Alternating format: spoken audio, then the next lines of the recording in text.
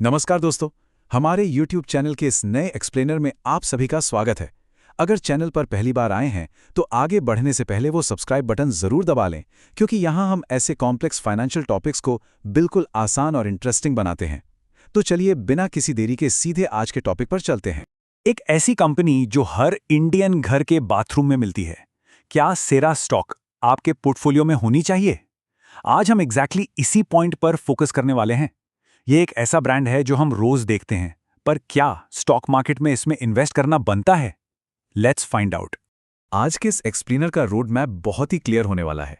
पहले हम सिएरा की स्टोरी और उनके स्ट्रॉन्ग फाइनेंशियल्स देखेंगे, फिर उनके कैश रिजर्व्स और एक्सपेंशन प्लान्स को समझेंगे, उसके बाद थोड़ा रिस्क और मार्जिन प्रेशर्स पर बात करेंगे और एंड में वैल्यूएशन चेक करके फ्यूचर आउटलुक को समझेंगे।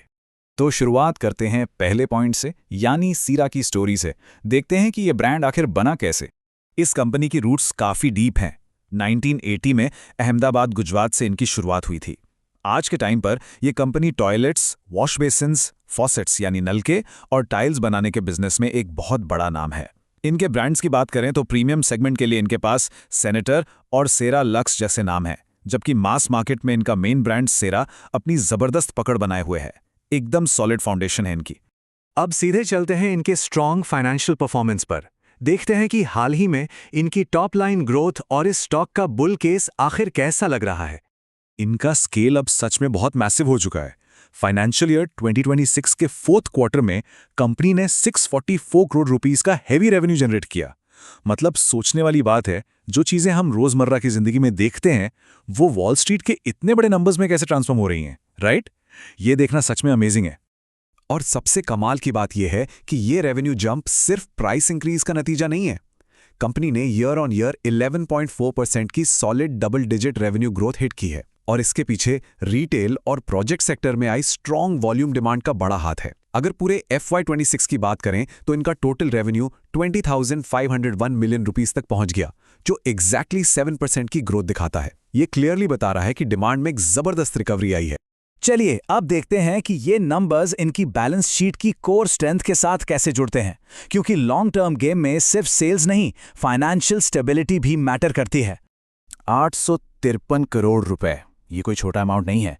ये वो मैसिव कैश और कैश इक्विवेलेंट्स हैं जो सेरा के पास अभी कंप्लीटली रेडी हैं। इतना बड़ा कैश रिजर्व इन्हें एक रॉक सॉलिड फाइनेंशियल बेस देता है। इस स्ट्रेंथ के साथ ये किसी भी मार्केट डाउनटर्न को आराम से हैंडल कर सकते हैं और फ्यूचर ग्रोथ के लिए अग्रेसिवली आगे बढ़ सकते हैं। और इसी कैश को यूज करके मैनेजमेंट अपने रिटेल फुटप्रिंट को तेजी से बढ़ा रहा है। अभी इनके 40 फ्लैगशिप स्टोर्स सक्सेसफुली रन कर रहे हैं, पर इनका नेक्स्ट बिग स्टेप क्या है? अगले फाइनेंशियल ईयर तक इस नंबर को बढ़ाकर 60 स्टोर्स तक ले जाना। ये एक्सपेंशन इनकी डायरेक्ट कस्टमर रीच को और भी मजबूत कर देगा। एक तरफ देखिए, कंपनी पर डेट लगभग जीरो है, एकदम almost debt free balance sheet, और दूसरी तरफ ये कंपनी इन्वेस्टर्स को 38% का बहुत ही हेल्दी डिविडेंड पे आउट भी मेंटेन कर रही है। ये एक्सीलेंट कैपिटल मैनेजमेंट का परफेक्ट एग्जांपल है। पैसों को एक्सपेंशन के लिए बचा भी रहे हैं और अपने शेयर होल्डर्स को रेगुलरली रिवॉर्ड भी कर रहे हैं। Win win situation. पर थोड़ी देर रुकिए, पिक्चर इतनी भी परफेक्ट नहीं है। किसी भी एनालिसिस में सिर्फ अच्छी बातें देखना समझदारी नहीं है ना। अब इस एक्सप्लेनर के उस कॉन्फ्लिक्ट पर आते हैं जिसने थोड़ी टेंशन बढ़ाई है, मार्जिन प्रेशर्स और रिस्क्स। डेटा को ध्यान से देखिए। जहां एक तरफ सेल्स तो ऊपर जा रही है, वहीं Q4 FY26 में इनका EBITDA मार्जिन 18.3% से गिरकर सीधा 15.2% पर आ गया। इतनी सॉलिड सेल्स होने के बावजूद प्रॉफिटेबिलिटी मार्जिन का इस तरह से ड्रॉप होना एक बड़ा रेड फ्लैग है। आखिर ये सिकुड़ क्यों रहा है? तो इस मार्जिन स्क्वीज के पीछे कुछ रियल रीजंस हैं। सबसे बड़ा रीजन है रॉ मटेरियल्स, खास करके ब्रास यानी पीतल की बढ़ती हुई कॉस्ट्स। दूसरा रीजन है कंपटीशन।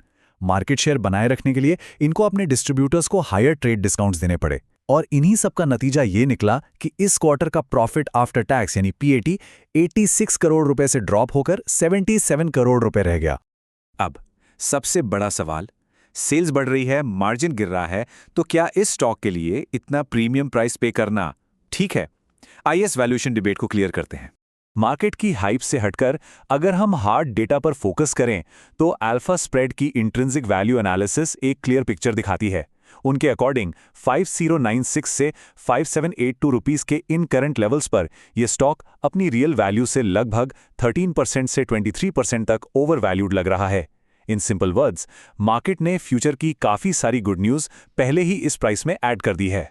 तो क्या ये प्रीमियम वैल्यूएशन जस्टिफाई हो पाएगा? चलिए फ्यूचर आउटलुक को देखते हैं कि मैनेजमेंट आने वाले साल से क्या एक्सपेक्ट कर रहा है। मैनेजमेंट का आने वाले टाइम को लेकर कॉन्फिडेंस एकदम हाई है। उन्होंने FY27 के लिए 18 से 20% ओवरऑल रेवेन्यू ग्रोथ की गाइडेंस दी है। वो एक्सपेक्ट कर रहे हैं कि फॉसेटवेयर में 10 से 12% और सैनिटरी वेयर में 7 से 8% की स्ट्रॉन्ग वॉल्यूम ग्रोथ होगी।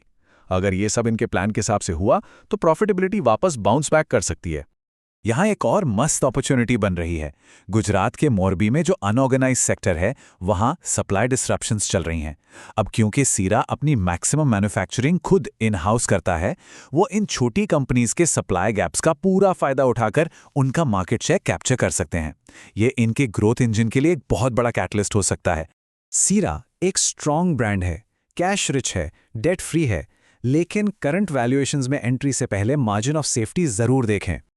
उम्मीद है इस एक्सप्लेनर से आपको इस कंपनी के फंडामेंटल समझने में काफी हेल्प मिली होगी। आपके हिसाब से इसका फेयर प्राइस क्या होना चाहिए, कमेंट्स में जरूर शेयर करें और हम मिलते हैं आपसे अगले एक्सप्लेनर में।